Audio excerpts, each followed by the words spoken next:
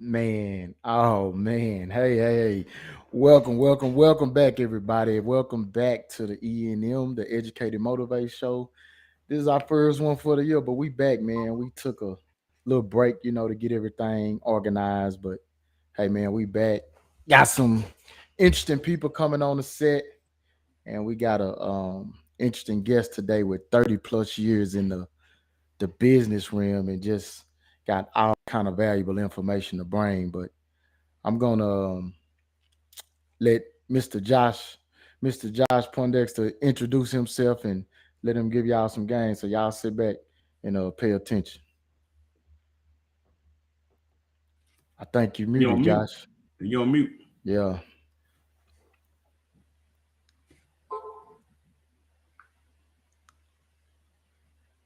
There you go, Mr. Josh. Can't hear Can't you hear you. still.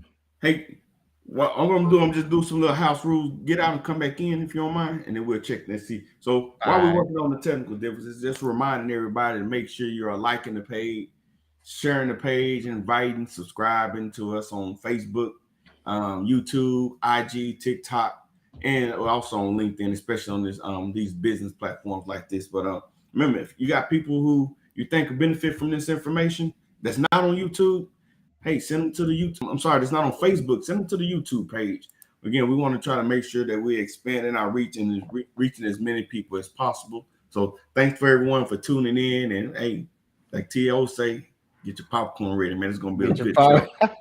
Yeah, get your get popcorn. your Oh, popcorn Josh, ready. man. Okay, your sound is good. So as T. Will was asking you, man, just introduce yourself and tell us what brings you to the show.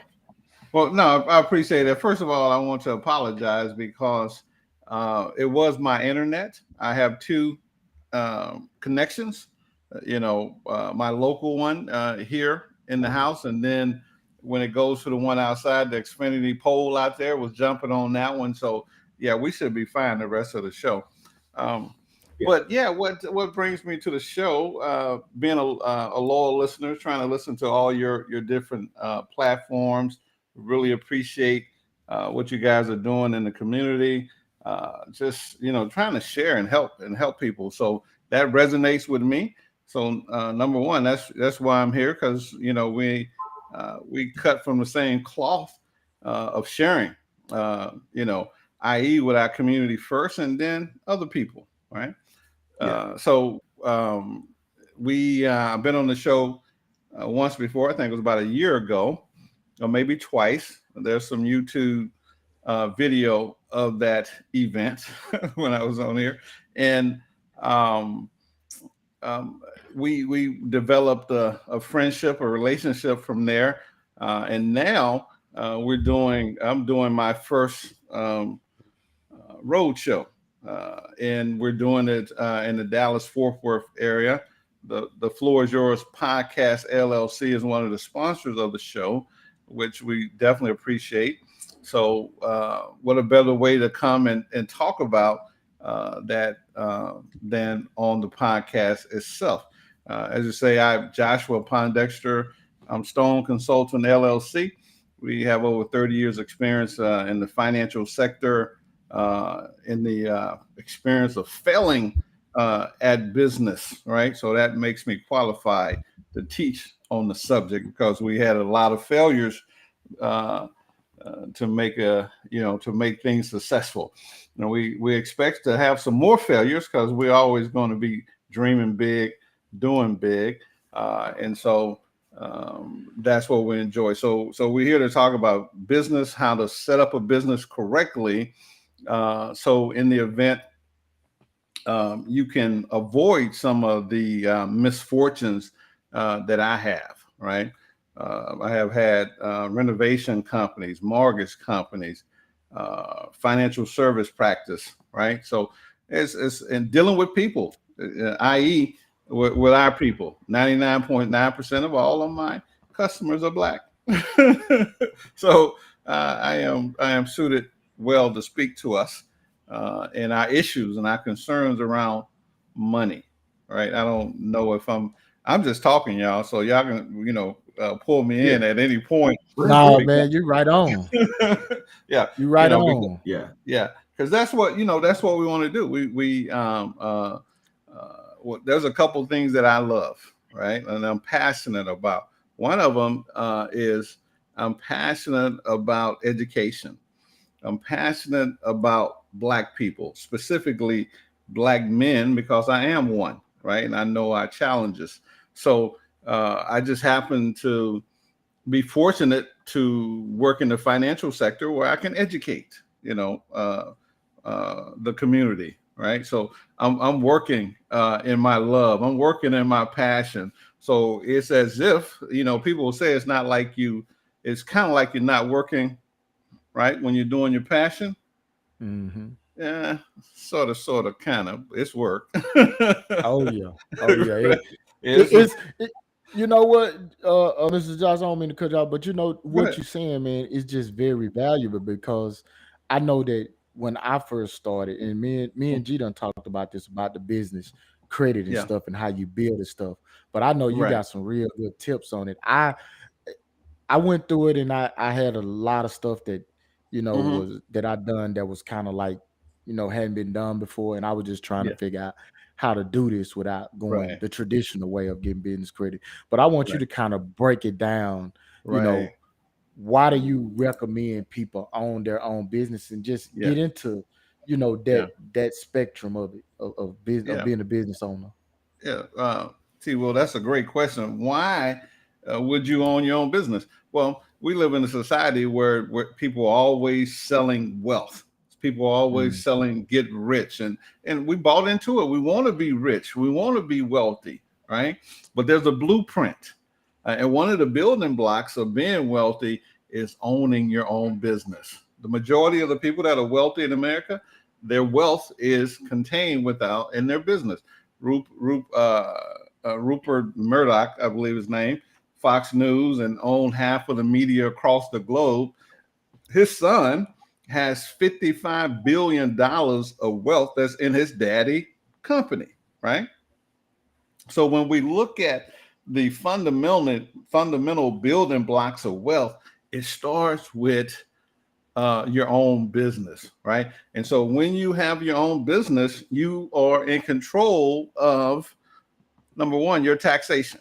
You get to earn money, you get to spend, then you're taxed. When you work for someone else, you earn money, you tax, then you spend, right? So now you're in a favorable position with your own business to control. You can Yeah. control your taxation, you can control your time, you can control where your money go. So we all want control, right? But control must be designed. It's sort of like a car, right? So you got a steering wheel, you got the accelerator paddle, you got the brakes, you got the mirrors. That was by design. So if you want a business, you're gonna have to design it properly, right? Yeah. mm, Yes, I recommend that you have a business. Yes, I recommend that it is the number one building block to create wealth, financial independence, right? If that's what you're striving for, right? So this is why I recommend, even on a part-time basis, don't give up your job. You've been on your job 20, 25 years. You this close to retiring. I am not going to recommend that you leave your job and come sell coffee with me. Yeah. A lot of Hey, people Josh, do that, right? yeah. But I think a big piece of it is we've been taught if we want more, we got to work harder. So Right. it's Yeah. been ingrained in us from the dawn of time. I think, like we Hmm. working 40 hours a week. You want Right. more money? Hey, see if your job is offering overtime. Right. Hey, Yeah. is there another opportunity for you to take on a second job? Things of that nature, right there. Right. So Yeah. I'm hearing you saying it's a fundamentally different way of thinking. Hmm. Don't necessarily. Maybe you should consider owning a business instead. Right. And not only that, there's somebody that's selling you that thought process, right? Of working. So it's the 2% that's selling you on working, right? Where they're not working. They're not trading their time for dollars. They're leveraging their time, right? So Mhm. you can say, uh, I work on a job, got a great job. I'm making 50, 60, 80 bucks an hour. Yeah, I'm making good income, right? So there's no leverage there. I sell real estate. I sell $1 million property, 6% commission. That's 60 grand that's been generated, right? That's leverage, right? That's a form of leverage to make more money. Or I can employ some people and leverage their time, right? So, I think the people who sold us on go get educated, go work for someone else, they want to take advantage. They want to leverage us, right? So, Mm-hmm. working for someone 40 hours a week is it's killing your time. I read this book, The 5 Hour Work Week. I don't know if you guys Mhm. familiar with that book. Yeah. So I read the book and I figured, I'm gonna practice that, right? And a minimalist lifestyle. I worked less than 200 hours the year that I decided to practice that, and I made close to $200,000. Oh wow. Do the That's math. good. Do the Yeah. math. Yeah. So now, what I figured, what that lifestyle was very selfish, right? I was only thinking about myself. What about all that other time I got to contribute, right? So where was I at? Flying here, spending money over here, tricking, whatever, so then I said, that was cool. It works, but if I want, now I got more time to contribute, right? To other people. And now what happens when I contribute to other people? I make more money, Hmm. right? So yeah, so nothing wrong with the job, right? Do your job. But those of you who want to have freedom, financial independence, right? The quickest way to that is to own your own time, Yeah. own your own business, leverage, right? So Mhm. you don't need employees to leverage. You need to make $1,000, $5,000 a hit, right? And do Yeah. that consistently, day in, day out, week Yeah. in, week out, and you are leveraging your time, and you'll see a different lifestyle. Yeah. So I think that brings to the next topic about Okay. building a credible, fundable, and what's the other word? Credible Compliant. and compliant business. So when you think, I mean, you can go a number of ways. People are selling anything from soaps Right. to buying their own vehicles, Right. refurbishing, you name them. Yeah. So you talked in one of your workshops about partnering with Uncle Sam, Yeah. Oh yeah. to create a tax-free living. So I'm just Yeah. thinking about how those things tie into each other. What type Okay. of business do you recommend to start, and how does that tie into what Uncle Sam wants you to do? Yeah. No. Good question. So here's the thing about it is that um, building. Let's start with a credible, a compliant, and fundable company. So first of all, let's get you compliance, right? So most people. I was talking to a couple the other day. They said, "Well, we went got an LLC, we got an EIN number, went got a bank account." Well, you're not compliant, right? So you got to have record keeping. You need to issue yourself stock. You need to have minutes. You need to have formality. You need to keep your corporate formality. So this compliance keep your corporate veil, right? Credible, Mhm. right? So how are you credible in today's world? You need a website, right? You need a website for the consumer. You need a website for the lender. You need a website for the IRS, because the first thing they're going to do is when they want to check you out to see if you real, they're going to go see if you have a website. So credibility, right? And credibility is having a web presence, having building a robust website so people can come find out who you are, how to contact you, the hours of operation. So they got to look credible, right? Then compliant, and then fundable, right? So if you want to be fundable, there's 20 compliant items that the lender is looking at. Is your entity in good standing, your LLC or corporation? Do you have a bank account?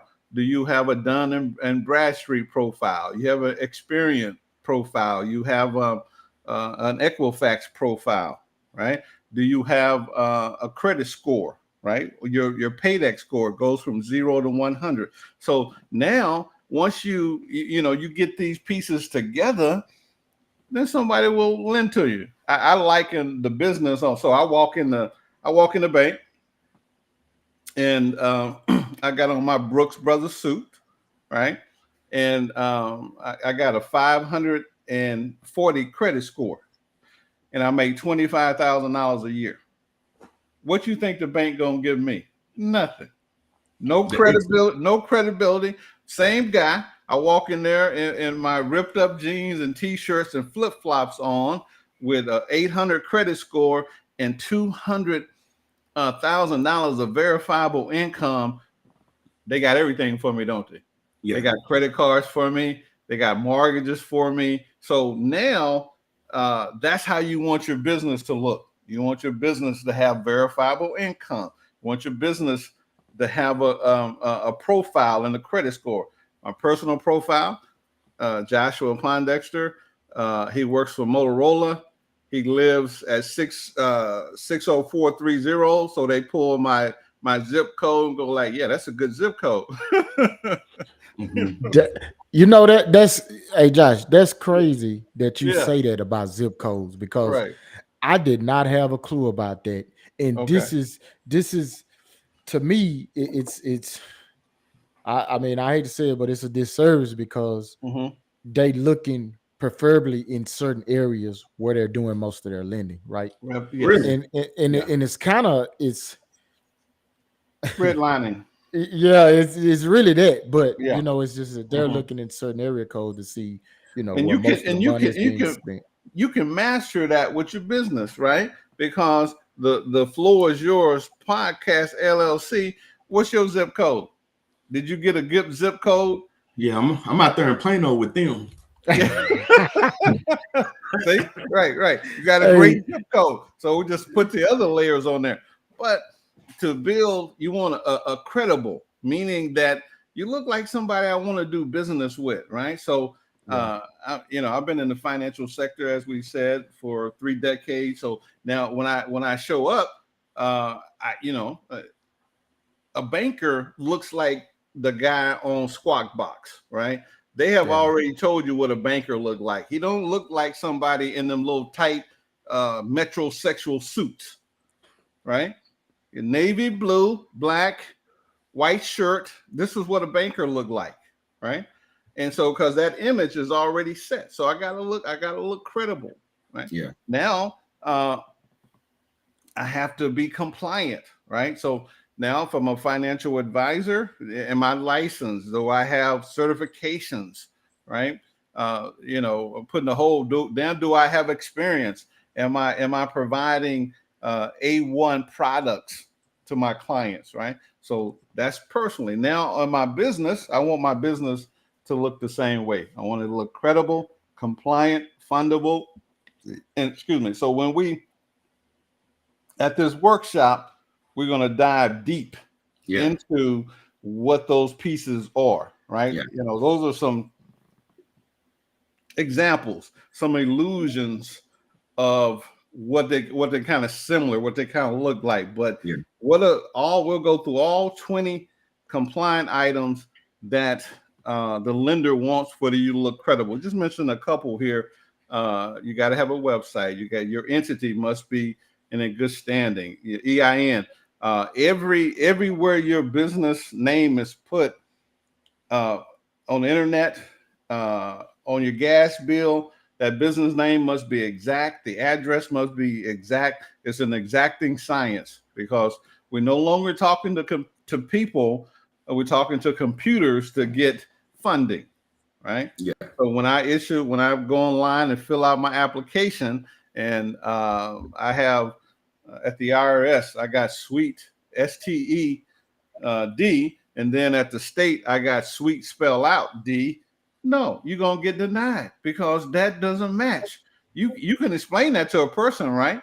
But you cannot explain it Yeah. to a computer. So building a credible, compliant, fundable company is understanding that we're talking to computers and that we need internet presence for the consumer. We need internet presence for the lender, and we need internet presence for the Internal Revenue Service. This is where the people going to search you. That's where they're going to look, right? That's good, Another man. one is, I was gonna ask another one too before we get off that subject. Uh-huh. Where you mean compliance? A lot of people don't even understand, because I didn't understand it, Mm-hmm. about how do you set your entity up for, like, see, the corporation, a S corp, a Right. C corp. That's a whole different because a lot of people just set themselves up and don't realize you got to be Mm-hmm. set up, in one of those entities, Yes. for Yes. tax purposes. Yeah. So can you Absolutely. kind of speak on that? Absolutely, absolutely. And so, and that is definitely one of the things we're going to talk about. Should I be a C corp? Should I be a S corp? Should I be a LLC?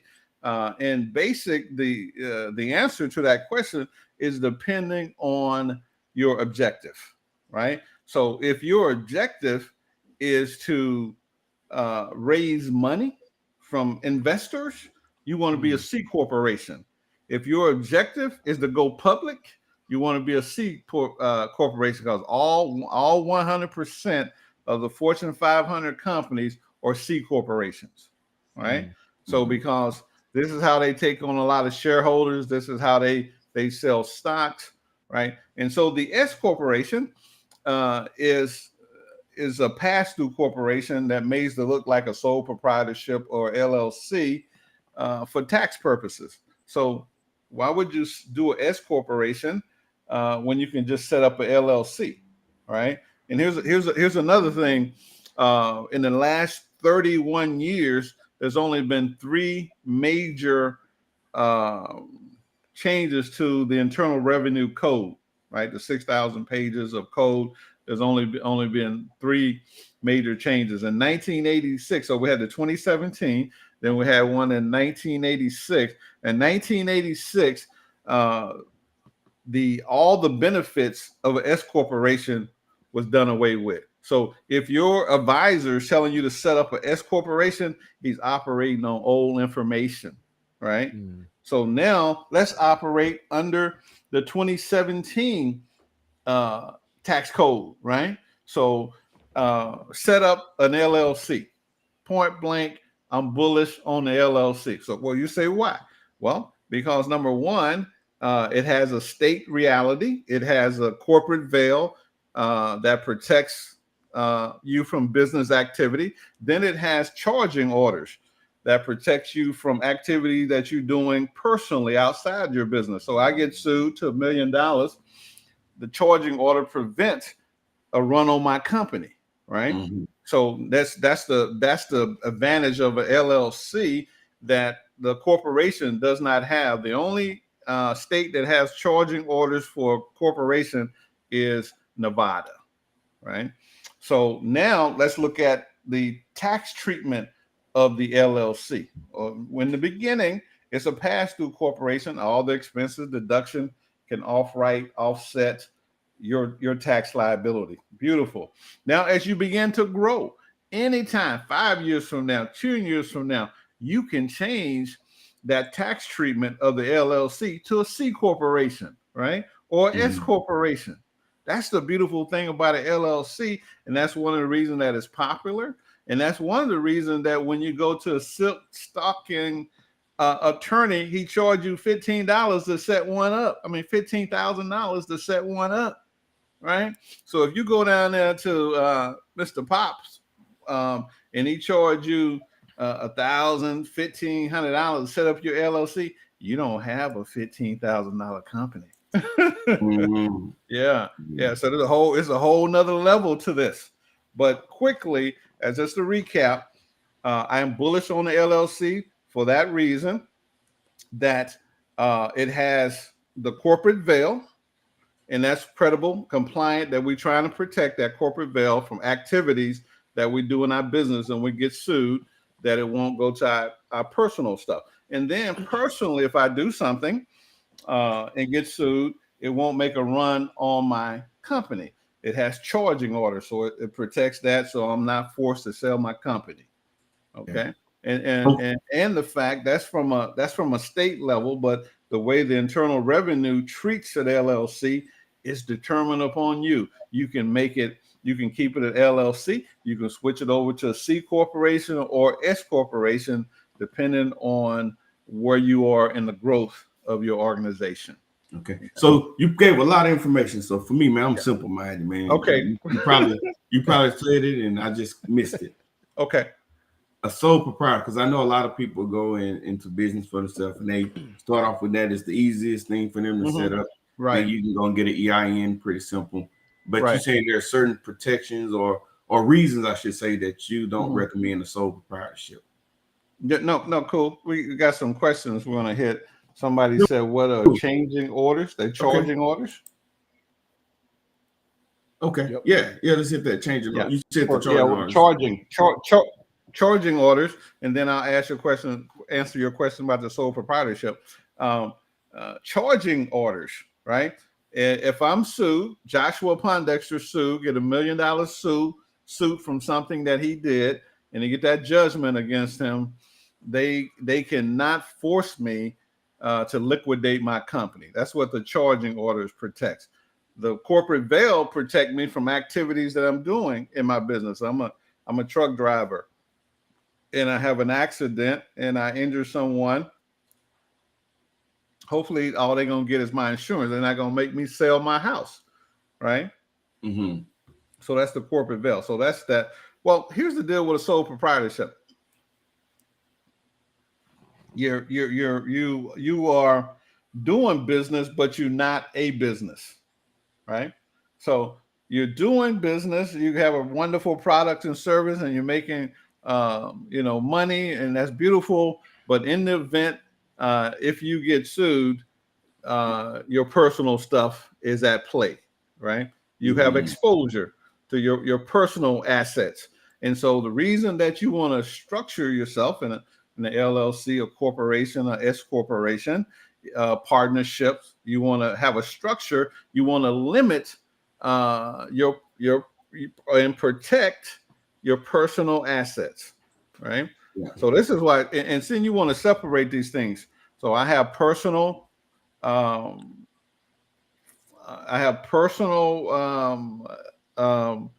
legal liability, and I have personal financial liability to things, right? My business has financial and legal obligations and exposure, right? So when I separate these two things, right, now I can protect them.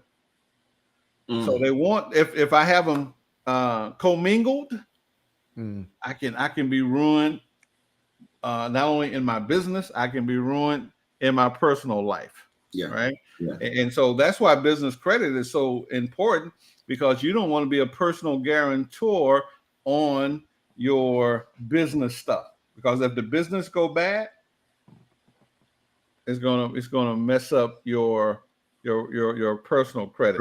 Right? Yeah. And I can testify to that. Yeah. I've been doing business credit for over 10 years before. And the reason I decided to learn about business credit is because I had all the credit in my name, flipping real estate, doing rehabs and doing all this stuff, right? So when the market crashed, guess who crashed?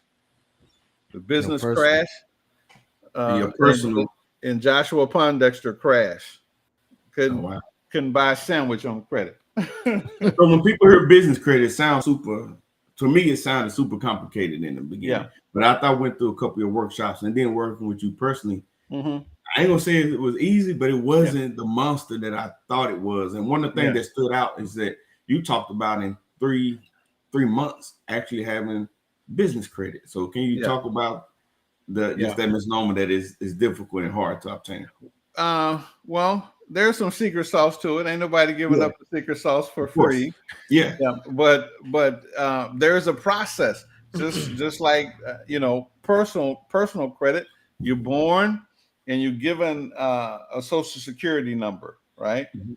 You don't start developing credit into that social security number until you 18, right? 19 years old, right? So you see how long that social security number is seasoned before you can start building personal credit.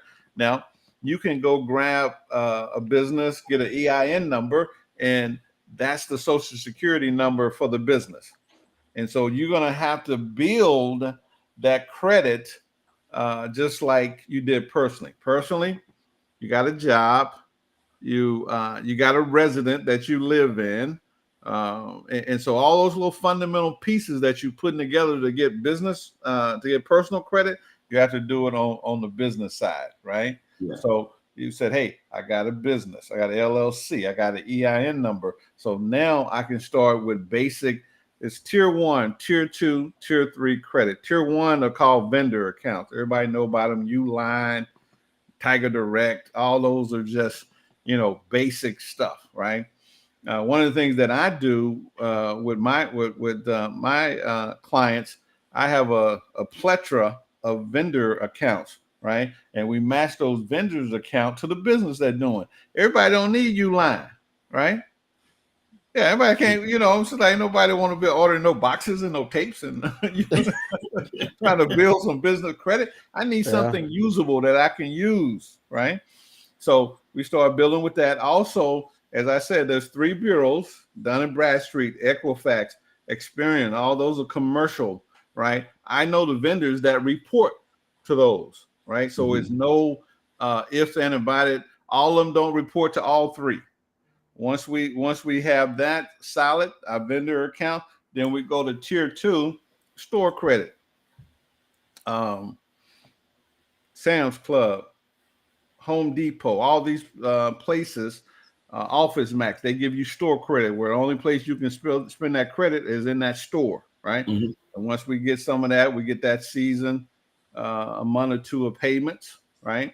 And then we go to tier 3, American Express, Visa, MasterCard. So in a 9+ month process, we want to have you $80,000 to $100,000 of usable credit in your business, credit that you can use, and you maintain that credit. Yeah. Right? Okay. So a lot of people open restaurants. So what are some of the lines of credit or the types of credit you would recommend for them? Well, so are they a chef or they just open up a restaurant? So it just depends on the person, right? So say for instance you've been a chef at a restaurant for 10 years, and so now you're going to open up your own restaurant. We can write you a business plan and get you funded on your business plan.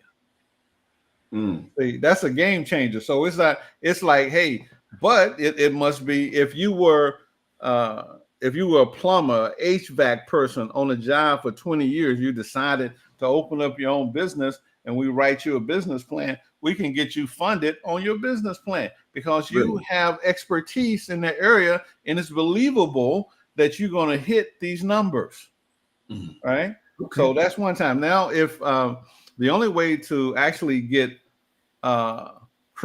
business credit, is only 3 ways: credit, your personal credit, cash flow, or collateral, right? So if you open it up, you have no cash flow and you have no collateral, right? Yeah. So you're gonna be lending heavy on credit. Yeah. your personal credit, unless you take this time, which most people, I suggest you start building your business credit before you go and start an operation. Most people want to get it now, right? I need, I'm getting ready to open up this spot. I need 80,000 now. You know how I can get it? No, I do not know. I'm not a magician. I don't work magic, right? Yeah, Yeah. this is time. I'm sorry that you in a hurry, right? Maybe go to your mama, your daddy, your uncle, your brother, and borrow some money.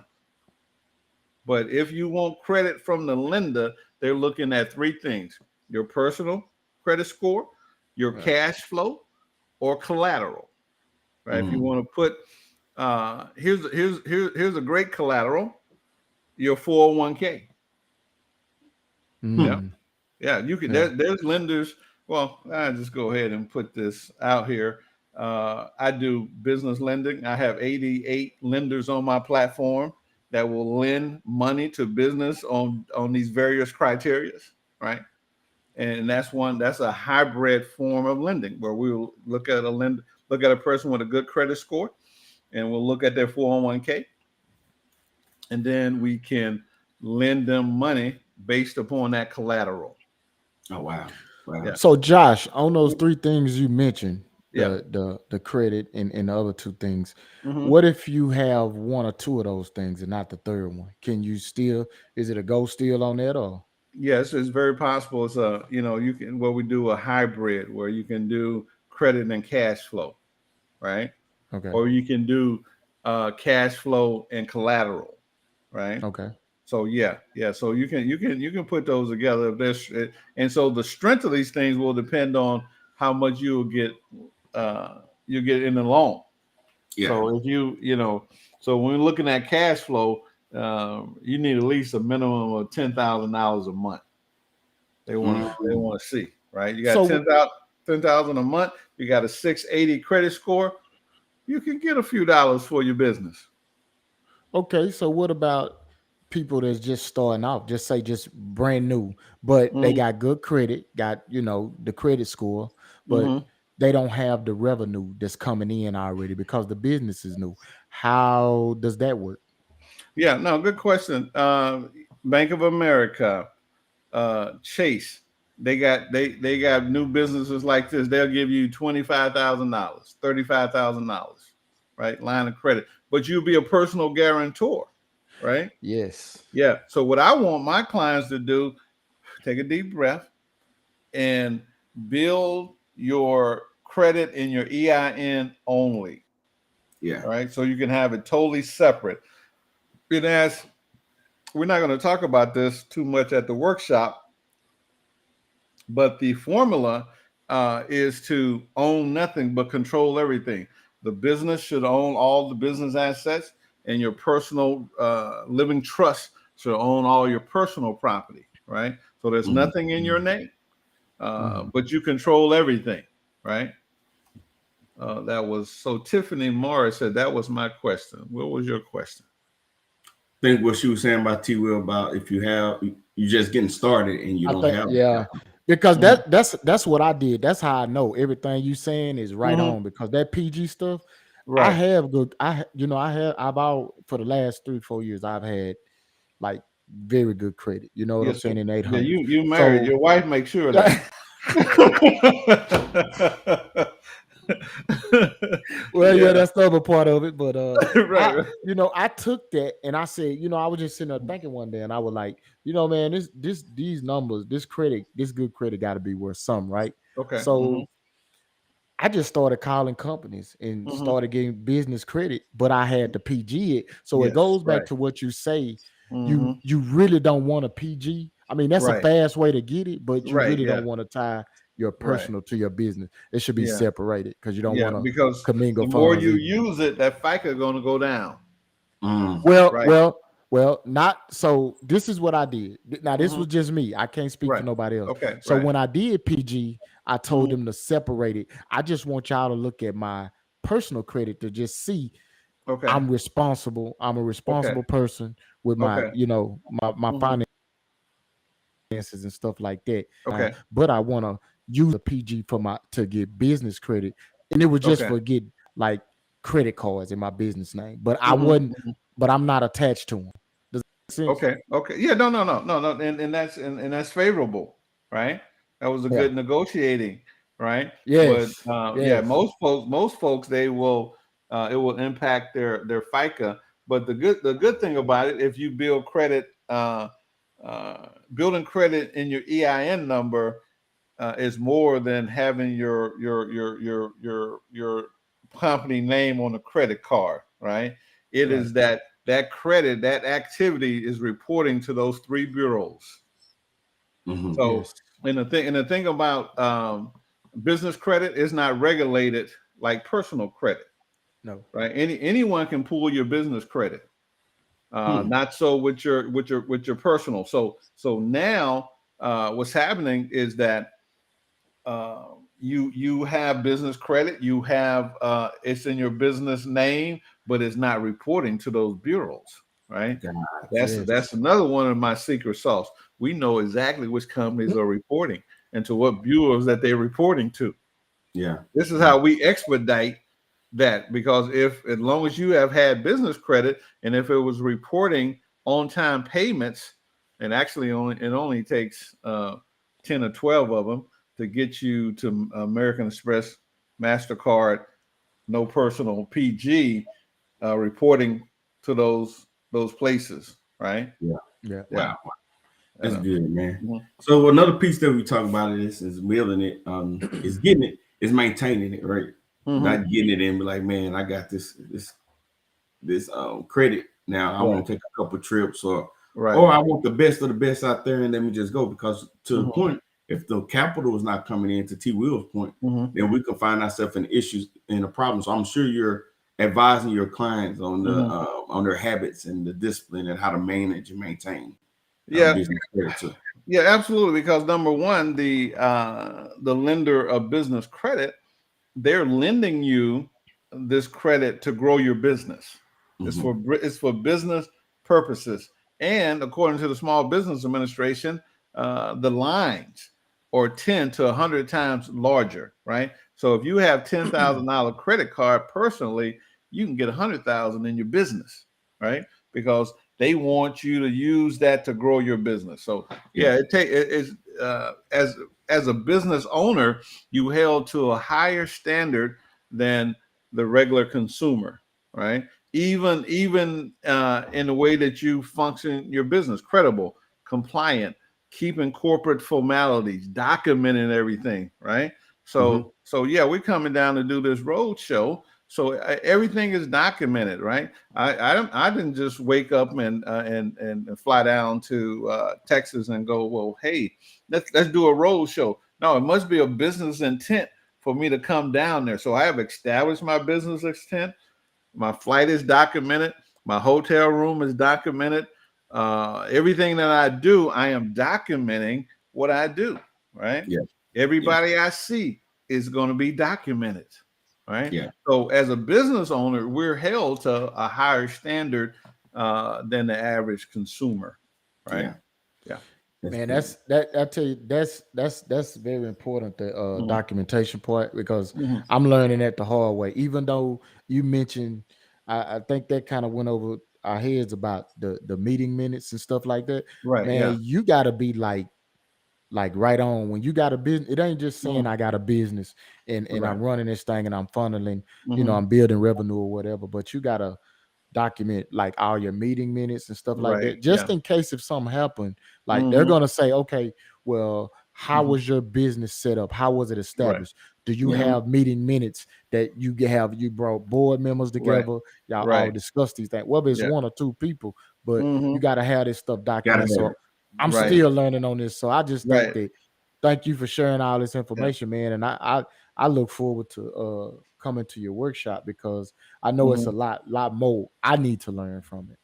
Well, let me tell you that thing that you're talking about could happen, right? That thing that could happen is you being sued. And if you Yes. sued, right? If you sue, the opposing counsel going to ask for those things. They're going to Yep. ask for your operating agreement. They're going to Hmm. ask for your minutes. They're going to ask for stock. Did you issue yourself stock? Can you prove you own this company? Right. So, so the first thing that I tell people, you set up LLC, you get an EIN number, then you have a meeting with the owners or the officers, and you, in that first meeting, you are ratifying the financial institution that you're selecting. Well, I'm going to select Chase. I'm going to Bank of America is going to be the financial institution that's going to represent my company. So you ratify that, then you go get the bank account, right? And now all major decisions that you make in that business, you have meetings about. Well, I'm going to purchase a vehicle for the vehicle. I'm going to purchase a computer. I'm going to purchase soundproofing, right, for my studio. All that get documented in your meeting, those major decisions. So it's not like I'm running this business like my alter ego, right? I'm not, how do I take money out of the company to pay myself? How do I pay myself in the LLC? So yeah, we're going to have time to a good hour and a half to talk about all of these things that people might be interested in operating a company. How do I pay myself? How do I not let the law of alter ego, kick me in the behind, right? Hey, what about this thing? You talk about issuing stock. Can you talk about to yourself? So exactly what is that? Yeah, right, absolutely. So you have a book of stock, right? And you can issue one, and that one can represent 100%, right?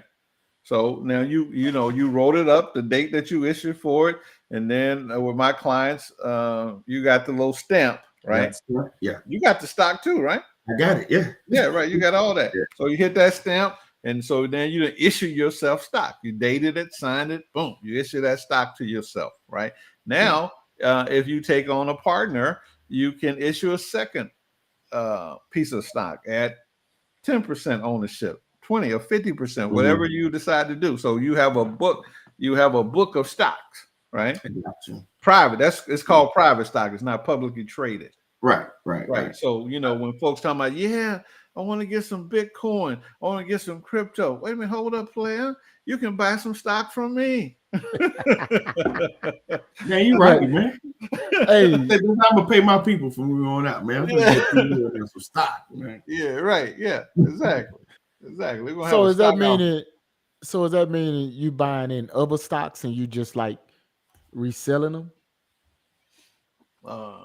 Speaking of, is this a specific stock that you're speaking of? Okay. Yeah, I Well, think she's thinking the same thing. The question I just asked. no, I'm talking to Tiffany. I'm talking to my stock in the Floor Is Yours podcast LLC. They have stock. Yeah. Okay. Or Tiffany, if you have a company, you can sell stocks to your girls. And you're talking about just the percentage of your company, right? Right. Yeah, absolutely. Ownership, of ownership. I have owned, this is called private stock. I was an investor and an owner in a food company, Chicagoland, long name, Chicagoland Military Consortium Food Company. It started as a barbecue company in Evanston, where Northwestern is. And then we sold food to the military, Six Flags, truck stops.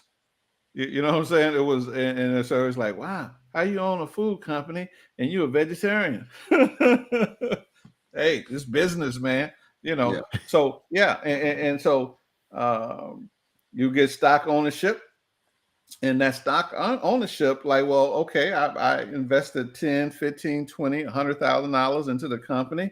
And so I'm going to get a Schedule K1 distribution. So on the net profits, when the Floor Is Yours podcast, making $2 million a year, right? Whatever net profits we have, you get a percentage of that, right?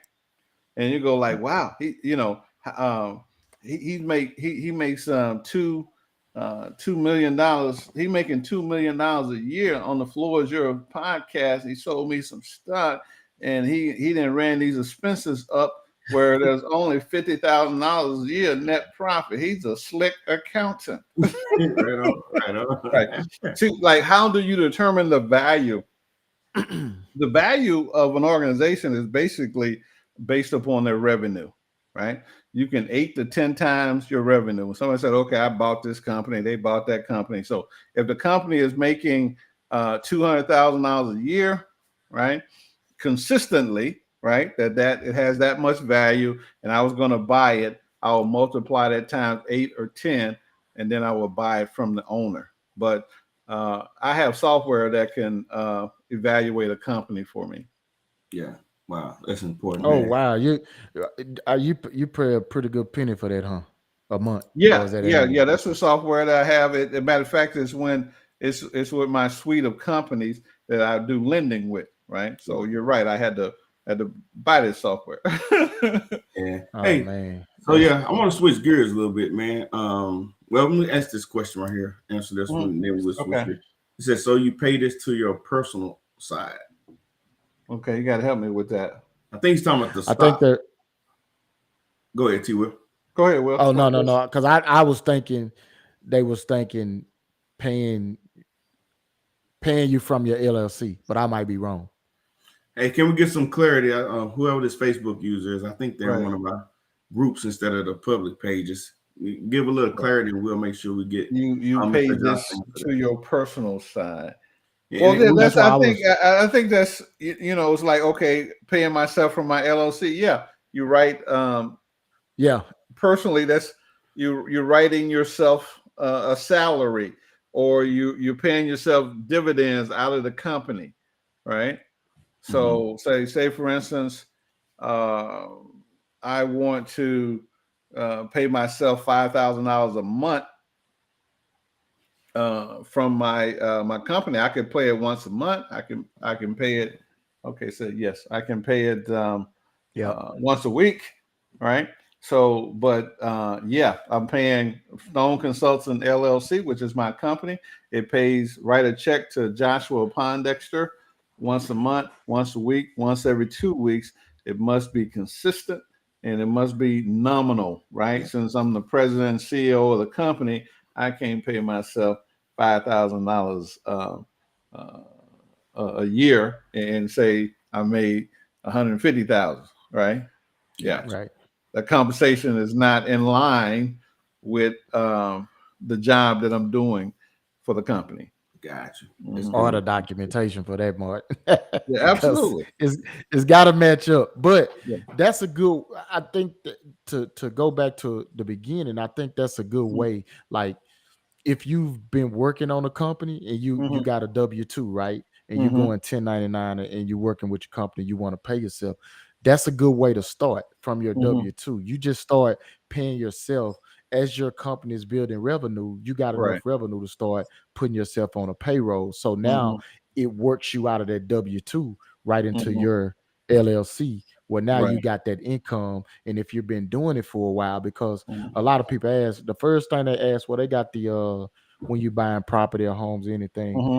Right. when you're going to get mortgages and stuff, they want to Hmm. know if you got that 2 years consistent income, right? Right. Yeah. Yeah. And Hmm. so that's a good way to kind of build yourself up to Hmm. that while That's you're on good. your W-2. You can walk away from it because Hmm. now you've been working on your LLC, which in Right. turn you've been doing that for a couple of years, and now Hmm. you've built up that consistency in Yeah. uh Payment. Yeah. paying Yeah. Hmm. yourself. No. So yeah, you sound like a mortgage guy. I used to have a mortgage No, company uh, for over 10 years, because that's critical and it that's really is. what happens to a lot of self-employed. They'll never be able to qualify for a home because they want to run all their deductions down, zero out uh, that. So she said, does that depend on your business structure? Yeah, absolutely. And so Sharon, I was going to definitely say that's one of the drawbacks to having a S corporation. A lot of people, well, I want to have an S corporation because I want to get rid of self-employment taxes. So I'm going to pay myself a salary and I'm going to take some income and dividend, right? So you make $100,000 a year, you take 60 grand in salary, take the other 40 in dividends, trying to reduce your self-employment taxes, and when you go to apply for a mortgage, they're only going to look at your salary. They're only going to count the $60,000. That $40,000 is like it went away, right? So you're shooting yourself in the foot with that structure. Also, when you want to contribute to a retirement program, only your $60,000 get counted for contributions, right? In the salary. So you can't have a self-employed pension IRA and max it out, right? So you can only put 25% of your salary or your income from your job into that. So if you $100,000, that's $25,000. Now you say 60,000, 25% is a whole lot less when you're trying to bolster up your retirement. So there's a whole lot of drawbacks and pros. So we're going to talk about this the first night when we're in Texas. The pros and cons of each structure. We lay them all out, and then you decide based upon the knowledge, what's the best structure for you and your family and your business, going forward. We're just going to lay out the technical details of a business, right? Some of the benefits of a business, and then with that middle, in the middle, we're going to talk about building credit in that EIN number, right? Then the last night, we want to talk about tax-free living, right? So that how now that you have a business and you begin to you get to partner with the Internal Revenue Service to build wealth. You're doing what your government wants you to do, right? When you populate the country, right? Because that's what the government wants you to do. They want you to be fruitful and multiply. They give you what for your children? A tax credit, right? There's a lot of people that make $200,000-$300,000 a year, and they drive their income down to get a tax credit. And you go, well, that's not fair. That's for poor people. Well, the tax code is not fair, right? So now there's other. I have that. Okay. Now there are other things that the government wants you to do. The government wants you to provide affordable housing. I'm glad to see some of these young cats, Jay-Z, Will Smith, coming together, putting hundreds of millions out together to build affordable housing. That's what the government wants them to do. Now they can create wealth by having tax-free money, right? Invest in affordable housing. The government wants you to invest in the energy sector, right? Clean energy, oil and gas, agriculture, right? Those are the sector they will give you a subsidy to invest in. Whatever money it takes for you to invest in those, and that money can come back to you tax-free. They're not paying. They don't give you a subsidy or subsidize you to invest in cryptocurrency and Amazon, right? They don't subsidize that activity. And so that's what wealthy people are not. They're not investing their money in that, right? So, Mark Cuban playing with y'all. Mark Cuban is a technologist, right? Cryptocurrency is a technology. He's a technology man. He's betting on technology, right? It's an early development of technology. So invest in it, but make sure that you have your balance right. How much you are, investing in those things. So if you do what your government wants you to do, invest in real estate, right? Yes. Invest in certain sectors of the economy to stimulate the economy, the energy sector, the agricultural sector, right? They invest in your business, right? Grow your business. They give you subsidies for this. And so if you do enough of this, you can put yourself in a position to have tax-free living where you are being subsidized by the government and you are actually paying zero taxes. Yeah. And that's what what I figured out in with Mm-hmm. this real estate investing, because Mm-hmm. it's like they incentivize you for doing Yes. this stuff, Mm-hmm. because Right. you're pumping, you're growing the economy, right? And so Yes. when you Mhm. build homes, and then that's creating jobs, so Yes. that's helping the Hmm. economy. So Right. what the government goes back and say, hey, we want to incentivize you for helping the economy. So Hmm. that's Right. why a lot of people, the people that know about it, the investors that jump into Hmm. this lane, Right. Yeah. they know they're gonna be incentivized big Right. time for doing Yes. things like Makes this. sense. Absolutely. Yeah. Yeah. And so this is who the government. Well, 6,000 pages to the tax code. 5,970 of those pages are for the benefit of business owners and investors, right? Yes, And to be sir. an investor is a qualification. You must spend at least 500 hours of your time a year in that endeavor, and 51% of your revenue must come from that to be a certified, qualified investor. Oh, other than that, putting money in a mutual fund and buying you're not an investor, you are investing. That's right. Yeah. That's right. And Yeah, you have to be vetted to be an yeah, accredited investor. So right, absolutely. Yeah, Yeah. yeah. Hey, so real quick, I want to make sure we spend a little time on this right here. There's a question from a couple Hmm. of people. Josh, you and I talked about this piece, the cash out refinance. Now, I read that a lot of people in our community don't, for whatever reason, Hmm. number of reasons, they don't Right. take advantage of the cash out refinance. So Yeah. I just want to give just kind of what's going on in a lot of the country right now. Hmm. Real estate value, property values are going Hmm. up. Yeah. You got people who have Hmm. equity levels that, I mean, they just never imagined that they would have, Right. and Yeah. have opportunity to bring themselves out of debt, to get income to do a number of things. So can Hmm. you talk about that piece of it and how those Absolutely. work? Yeah. Yeah. So I would say, okay, from 1999 to 2010, doing mortgages, right? I probably and I was we was in a growth trajectory during that period, and I would say I have probably did a handful of purchase loans, right? And I'm consistently doing 10 plus loans a month, right? In Mhm. my career, uh, Brother T, 10 purchase loans. So what am I doing? Right? I'm a financial advisor. So I am having my clients refi, pay off all their debts, put it in their mortgage, right? So where that now they can write it off, right?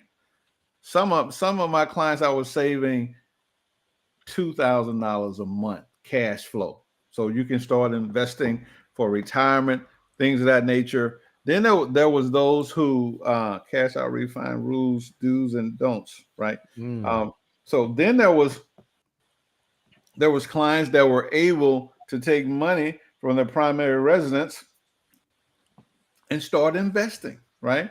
So especially in the 2000s, and excuse me, I don't know. I don't know if this ever returned for investors. Investors was getting 100% loan to value, right? Wow. oh yeah, So that so was yeah, yeah. So now they were able to they were able to buy 3 properties in in a 30-day period without it hitting your credit report, multi units, right?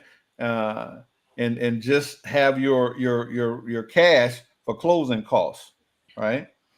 Boom. So they're doing a lot of that.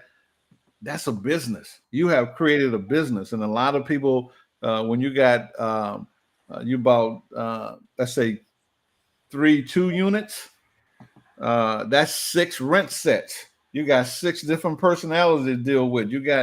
So now you're running a business. A lot of people weren't equipped to do that, so they fail. So I was so with my traditional clients, we would take that equity out, pay off your cars, pay off your credit card debt. That FICO core would pop.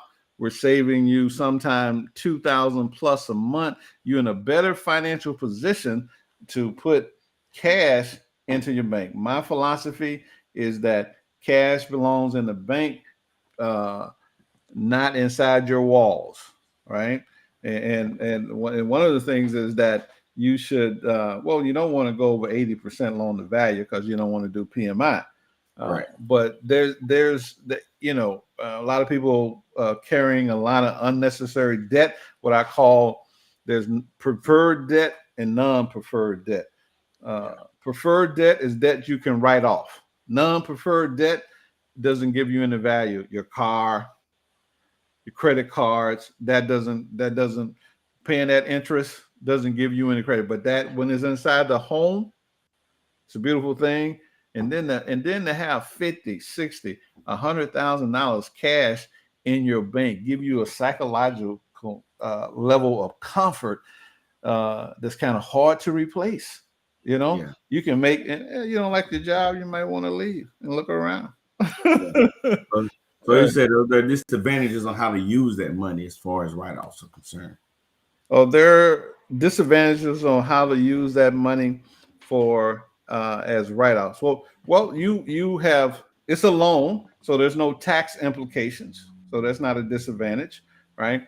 And then what you do with that money is up to you. It's already a write-off because it's in the home, Mm-hmm. right? So the interest that you pay in the home is in it. So now, say if you pulled out $200,000 of cash, what I would suggest, I would suggest that you do nothing for 12 months. Nothing with that money. Sit down and figure out a strategy of how you're going to put it to work. The disadvantage is if you make your move too soon, right? Mm-hmm. Sit on that money. So when I have clients and they come into a windfall and say, "What should I do with it?" Absolutely nothing. Put it in a money market account. Don't worry about rate of returns. Right? Sit down, get clear on what you need, what you don't need, what you want to do with this money, how you want to make money with this money. Right? Mm-hmm. Right. So, but we've been here before, right? An advantageous time to do cash out refis. A lot of us in our community slept on it, right? And so then when the market corrected, right, especially in Chicagoland area where people homes were say 350,000 went down to 150 and they had no loans on it, right? Yeah. Now all that equity is gone. Yeah. It's gone. Well, that got to be heartburn right there. But what about the process? Like, how do you get qualified? What do you do to get that process started? Yeah, absolutely. So, I think T Will hit on it. You definitely got to have the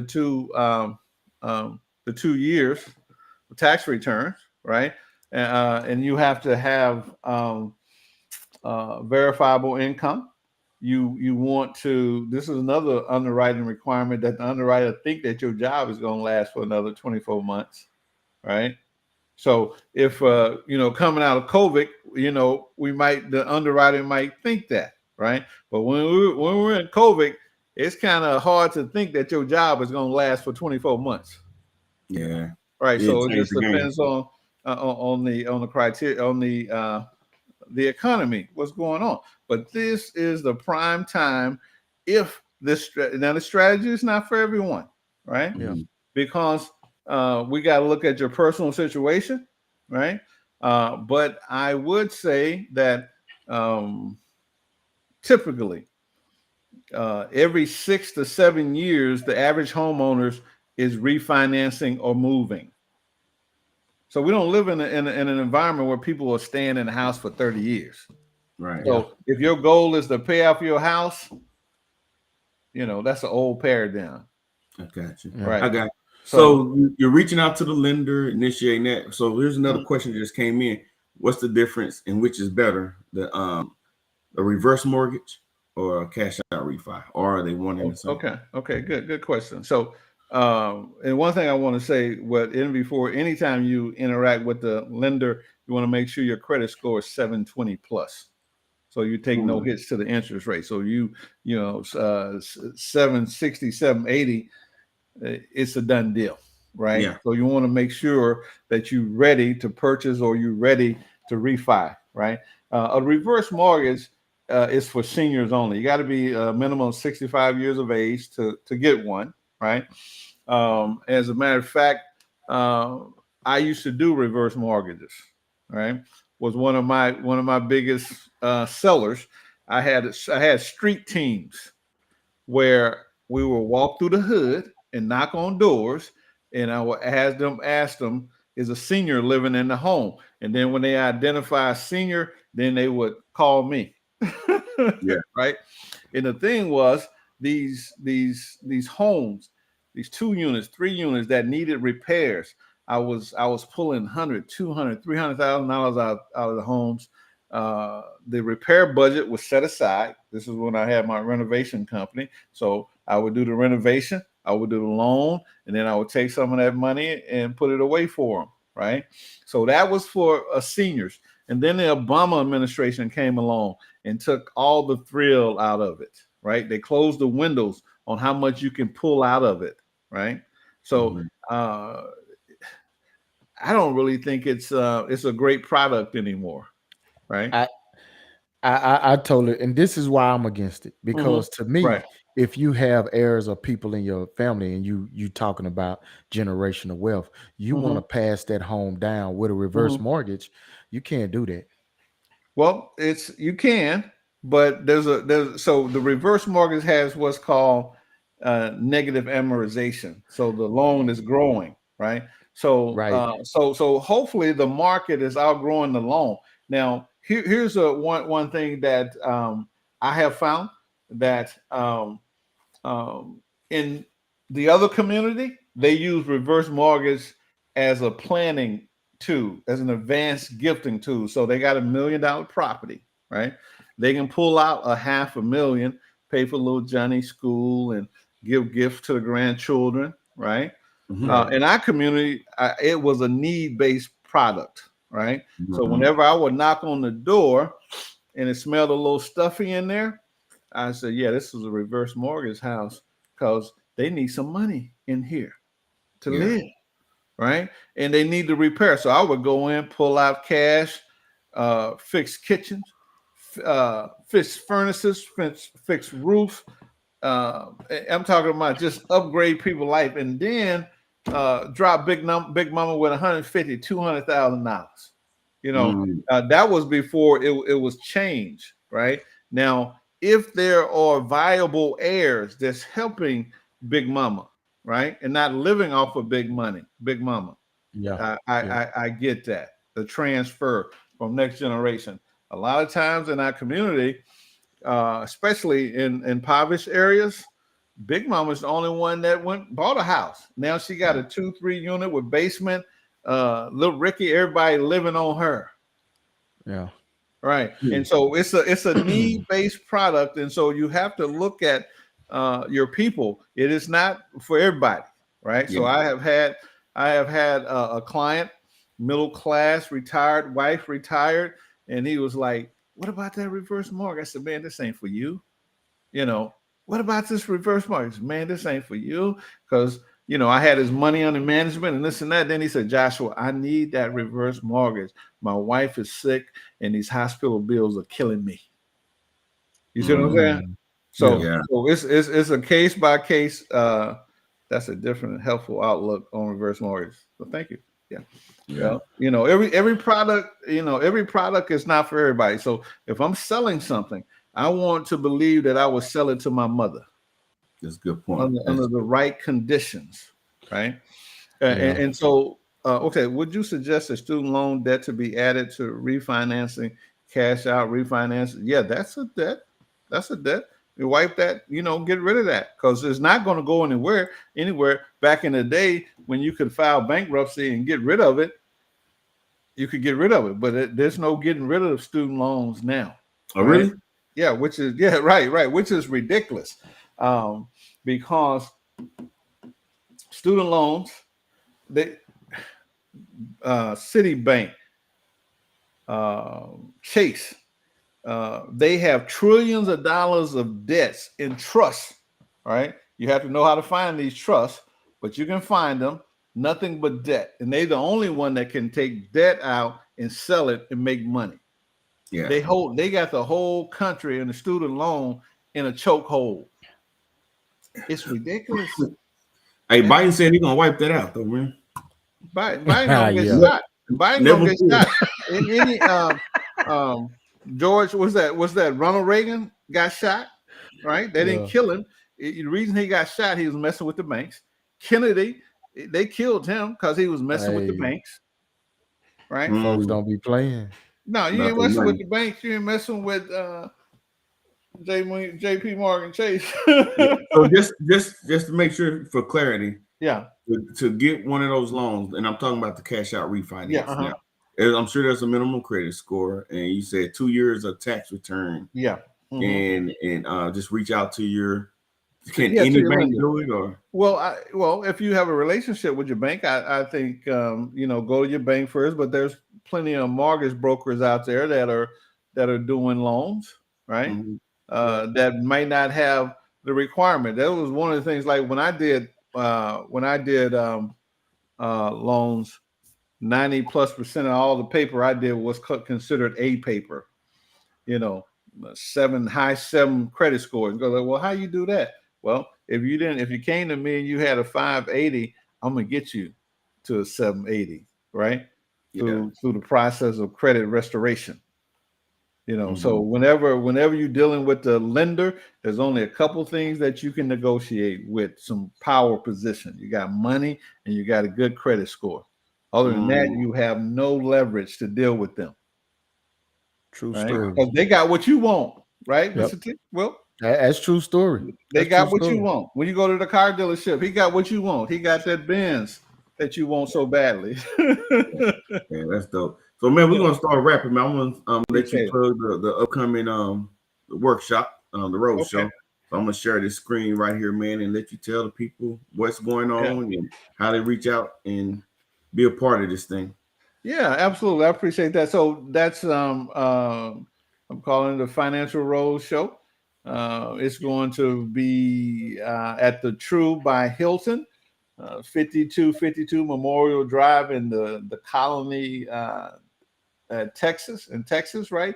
Yep. Each section will be from 7 p.m. to 8:30 p.m. Central Time. It's $100 a session. You can buy all 3 nights for $250, right? The first night we're going to talk about how to build a credible, compliant, and fundable company. So we're gonna really do deep diving on these subjects, right? So you'll live with an education on a business, right? And then how to build credit in your EIN. There's an art to this, right? We're gonna lay the whole process out for you. What the lender is looking for, how that you can set yourself up so that you can talk to the computer. You don't have to worry about I got nappy hair and they're not they're not going to lend to me, right? So and then the last night is tax-free living. This is a game changer, right? If we can show you how to reduce your tax liability 50 to 70%, it's a game changer in your life, and you can divert those tax savings into building wealth in a real estate portfolio. I'm wrapping up. No, I'm just saying that's my story right there. Okay, right. Okay, right. So David Chappelle had that wrap up button. That thing. I thought you was wrapping me up, right? I don't know. So, I get so excited about that tax free one, yeah, man, because man, I'm realizing the benefits of it. tax-free living. If we could show you how to reduce your tax liability 50 to 70% in the first year, and then begin to zero it out, right? And then take those dollars, right? 20, 30, depending on your income that you're saving every year, and utilize that money to build a portfolio of real estate, portfolio of stocks and bonds, right? This will be a game changer for you and your family, and it's legal, it's Yeah. moral, and it's ethical. Yes, sir. Most important. Yeah, Yes, it ain't indeed. nothing that's gonna bite you in your butt, man. Right. Yeah. Hmm. Yeah. So So hey, yeah, let's so we're going to everybody be come there. on out. We're excited. And Yeah. um, as far as payment is concerned, They don't you got some way they can pay you? Yeah, let me zoom in a little bit on your payment information, man. Right. Yeah. Yeah. My payment information is just I think Zelle, Joshua Pondexter at gmail.com. I have PayPal. That's at Stone Consultant. And then what's that? Cash App. The cash symbol, Joshua Pondexter. Right. So this Yeah, is, that's how you can pay me. But I think you're a sponsor, yeah, another brother sponsor. You guys are yes, sir. able to take payments Yeah, also. yeah. And I got a couple people. Let me pull this up. I got more than a couple. I got a few people who Hmm. just was waiting to get some information. Some I'm looking on. So man, we're gonna get Okay. them the Okay. payment information so everybody can get out to and Hmm. enjoy it. And it's a fun area too. So people that are in DFW area come out a little Okay. early, hang out. Until the show starts. Yeah. It's in the Colony, North Texas, DFW. Man, it's gonna be a good one, man. I hope everybody comes out Oh and yeah. participates. Yeah. Yeah. We're excited. You guys kind of, y'all kind of taxed me a little bit here on the show. Kind of worked me out. But I wasn't ready for the workout. But Friday night I'm gonna be ready. I'm gonna take a couple shots of espresso and I'm gonna be pumped up. Oh yeah, let's go. Hey, hey, Joshua, we want to do too, for all Uh-huh. the listeners out there, up to 5 of the people that if you enroll in 2 of those classes, Hmm. send us, and the third one is on us. That's all We right. doing that up to Johnny. 5. So for the next Right. 5 that could do it, Hmm. whether it's tonight, tomorrow, the next, we'll pay for the third one. Absolutely. That's dope. That's So dope, Yeah. man. Hey, Yeah. we trying to so educate and resource people, man. yeah, that's Yeah. Be that's what we passionate do, about this. man. So Yeah. we this stuff is imperative, man. This ain't Yeah. no, if Yeah. we need this stuff because I know a Yeah. lot of us didn't grow. I didn't. A lot of us around didn't grow up with this stuff. So Hmm. it's just imperative that we share the Yeah. information that we don't come into contact Yeah, with. So Absolutely. Because I'm like, hey, our daddy, mamas had jobs. that's right. yeah, no doubt. Yeah. Right on. Yeah. Yeah, And so, hey, I appreciate you guys having me. As always, we have a wonderful time. always. Yeah. So, So we gotta give you some. We're gonna do the parting thoughts, man. We know you got a wealth of information. If you gotta leave people with a good word or two, hmm it's the start of the week coming up. hmm The hmm floor is yours right now, sir. Okay, I appreciate it. So, just to think about that, very quickly, is that we're going to keep it in the frame of business, right? 99.9% of all of my clients for the last 3 decades, by design, has been Black people, right? And what I have come to know about Black people is that we like the best, right? We like Mercedes, we like Lexus, right? Uh, we like red bottoms, we like purple labels, we like the best. And if you will serve your community in a business endeavor, please give them the best, right? And then you will not be talking about we don't support one another. We don't do that. If the the other man, he has figured out that we like the best. He give us the best, right? You can have the Mm. best, but you come and buy it and don't stay too long. But Yeah, no doubt. but hey, if you want to be in business and you want to be successful and you want to have longevity, give your people the best. Be the best that you can be. Be world class, right?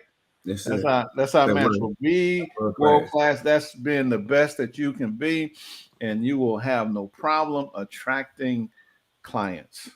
Yeah, that's dope. That's Hey, dope. hey, T. Will, plus, what you hey, got, plus, brother? hey, man, I just like to add to, man, Mhm. appreciate you, Josh. We thank you for Yes, sir. coming on, man, and Mhm. we're looking forward to your workshops. But I just like to add to everyone, man, if you're not handling your finances and your credit, man, credit right now is very powerful. I'm Mhm. telling y'all, and we were saying this all last year about, get your credit in order Right. because there are a lot of things, man, that you can do with credit right now that Mhm. you you damn near can't even do with cash. But you Right. credit, if your Right. credit is outstanding, Mm-hmm. man, you can get all type of loans, businesses, and just Yeah. and then just the people you come in contact with. You know what I'm Right. saying? Because Mm-hmm. they have similar ideas, and then they educating you, putting you on to Mm-hmm. different things. Yes, So sir. just using your credit as leverage. I Mm-hmm. like to use that word leverage because, Mm-hmm. Yeah. man, it's powerful. So Mm-hmm. I just like to add that, just make sure you're taking care of your credit because your credit represents you. That's a resume of your life when you go to get anything on Mm-hmm. credit. That's the first thing they look at. So if Yeah. you have any questions about that, Mm-hmm. you can reach out to any one of us. Yes, sir. I do credit as well, but Okay, I'm great. learning Yeah. more so on the Mm-hmm. business side. Mm-hmm. And that's what I'm getting from Josh, Mr. Yeah. Joshua. Yes, sir. He's very educational. So I'm learning that going to the Mm-hmm. workshop. So man, I would really like for y'all to join in and get Mm-hmm. this game too. So Yeah. Again, first 5 people, right? That buy first five tools. people, That man. third one is on us. First five people. We praying a third one on us. So we want y'all to That's go and huge. register. Yep. Yeah. That's Yeah. And huge. I'll Because go ahead. let me just say, I just want to say that which I didn't say earlier is that my goal each night is to give you $10,000 of value, right? And it's a money back guarantee, right? So Mm. I'm telling you, if you don't think that I'm gonna give you a minimum of $10,000 of value, if there's not one thing that we say, one thing that we can point out that don't be this valuable, I'm not doing my job. That's Wow. dope. That's Mhm. dope, man. I love your passion, man. Yeah. I just say on my piece, this is my own mindset, Right. but one of the most underused tools that we got out there is that cash out refinance. And I just read a Okay. piece a few weeks ago where we're just sitting on opportunity to bring Mhm. ourselves out of debt, to Right. update our houses, Yes, pay sir. off these student loans, help Hmm. kids college, a number of Yeah. things. Yeah. And to your point, we're just missing these opportunities. And once the market corrects in certain Hmm. areas, it's Hmm. going to be lost and gone. I think we had you know, it just happens a few times per in the person's Every lifetime. cycle, every 10 years plus this, this cycle Yeah. goes around. So like you're saying, Yep. like especially to pick back off what T Will was saying is that if your credit ain't right, you can't do You can't do it it. anyway. Yeah. So hey, Hey, so go ahead, G. Go ahead. no, they I'll said, finish but up both again. you guys on here, man, just understand so much about credit and stand ready to help and resource people and educate them. I just Mhm. hate to see us sitting back and just doing Right. the status quo, man. And again, what we talked about earlier is like, man, well, let me just work harder. There's something Mhm. to it. We do have to work harder sometimes. Right. But the Hmm. whole thing we say in the military, y'all are military members, Hmm. work Yep. smarter, not always harder. Right. It's just That's Yep. a right. way to do some things. So, but that was it. Okay. I want to add before we go, man. I used to always listen to this dude say this, man, be a player and not a spectator. And I was Right. like, Right. I Yeah. never really understood that. Yes, Really, sir. we got a lot What of was that sayings, again? right? Be a Be a player. player and not a spectator. Not a Okay. spectator.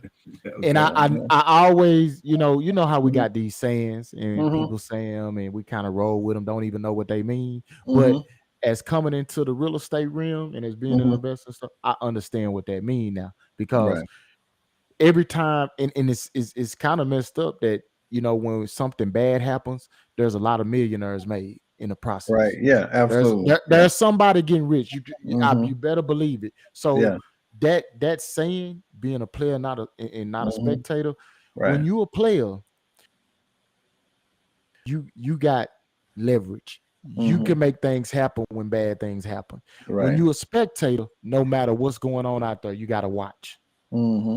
You Yeah. don't want to be a spectator. I'm just saying, you want to be somebody that you can know that That's I can right. get into this and I can make me Right. some. So, you know, Right. Right. Somebody said in the game. I'm Now, I'm I tell I'm I you, want to man. be a player. Yeah. Yeah. You tell that's from my generation. Oh Yeah. yes, Yeah. Sharon. We players. We players. Hey, she one of our Player. Texarkana home funds too. So Oh, Sharon, okay. Yeah. yeah, she does And a lot of shout out What to she Sharon. say? She does a lot in the community, man. She said in the game, not a Oh yeah, fan. that's good. right. Yeah, Yeah. yeah. That's Absolutely. right. Okay, man. We're gonna go Right forever. on, So Sharon. who ended the show? Hey, it's time. Hey So G, don't we will. take us out, man. Hey, so y'all know the Oh game. yeah. Go ahead. Yo, we'll be back. We just started back this. We hadn't we usually do E&M every Wednesday at 7 p.m. We starting it back this Wednesday. We just Okay. wanted to bring Mr. Josh on tonight because Mhm. we know he got $1 million worth of games. So Appreciate it. we want everybody to be plugged with that. And Mhm. we want to just support what he's doing and support each other. So Mhm. that's why we came on tonight. But we'll be back on this Wednesday at 7 p.m. So y'all tune in to us again. We're gonna have somebody else here. So y'all come Okay. get this game. All right. Okay. All right, brothers. Let me do it for you. Baby, don't forget the floor is yours. Yeah, baby, I mean the floor is yours. If it come down to the floor is yours. Let me show you how I prove the floor is yours. The floor is yours. The floor is yours. The floor is yours. The floor is yours. The floor is yours. The floor is yours. The floor, yeah, the floor is yours. Now it's my turn to tell you. Yes, Till next sir. All time. right, man. Hey, see Y'all you in have a good evening. April 11th, Josh. Yeah, man. Yeah, it's coming up, man. Coming fast. Yep. All right, Hey, gentlemen. great show, guys, man. Yes, sir. Thank you. All right, I'm gonna leave now.